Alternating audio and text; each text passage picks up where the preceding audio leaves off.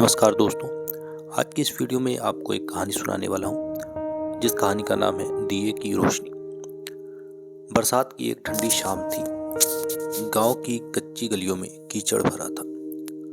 दूर कहीं बिजली चमक रही थी। उसी गांव के एक छोटे से मिट्टी के घर में एक कोने में दिया जल रहा था और उसके सामने बैठी थी 16 साल की रीना। रीना के पिता किसान थे।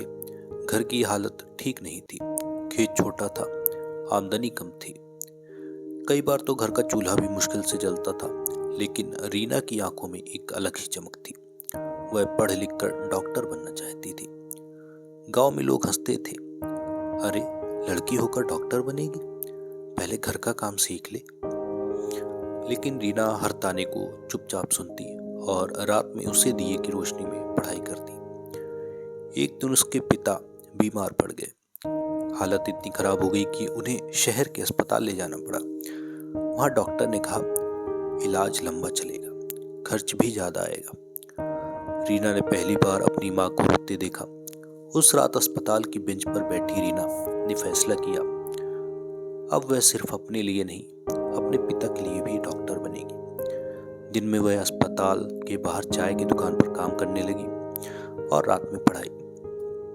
कई बार नींद इतनी आती कि किताब पर सिर झुक जाता, लेकिन वह खुद को संभाल लेती। समय बीतता गया। बोर्ड की परीक्षा आई। पूरे गांव को यकीन था कि रीना पास भी नहीं होगी, लेकिन जब परिणाम आया तो पूरा गांव चौंक गया। रीना ने जिले में पहला स्थान हासिल किया था। अब अगली चुनौती थी मेडिकल एंट्रेंस परीक्षा। फीस भरने के पैसे नहीं थे। तभी गांव के स्कूल के पुराने मास्टर जी आए। उन्होंने पूरे गांव से चंदा इकट्ठा किया। रीना शहर गई। पहली बार इतने बड़े शहर में कदम रखा।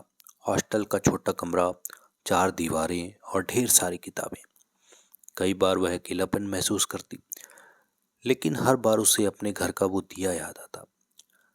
3 साल की कड़ी मेहनत के बाद परिणाम आया। रीना का चयन मेडिकल कॉलेज में हो गया। उस दिन उसने सबसे पहले अपने पिता को फोन किया।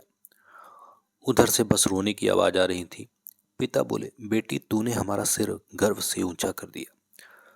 सालों बाद जब रीना डॉक्टर बनकर उसी गांव में वापस आई तो लोगों की भीड़ उसके स्वागत में खड़ी थी।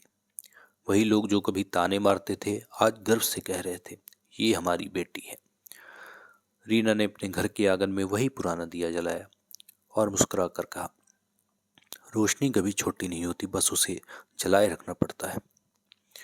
इस कहानी से हमें ये सीख मिलती है कि परिस्थितियां चाहे कितनी भी अंधेरी क्यों ना हो, अगर आपके अंदर हौसले का दिया जल रहा है तो मंजिल तक पहुंचने से कोई नहीं रोक सकता। इस कहानी में इतना ही था। मिलते हैं हम अगली कहानी के साथ अगले वीडियो में। इस वीडियो में इतना ही था। धन्यवाद।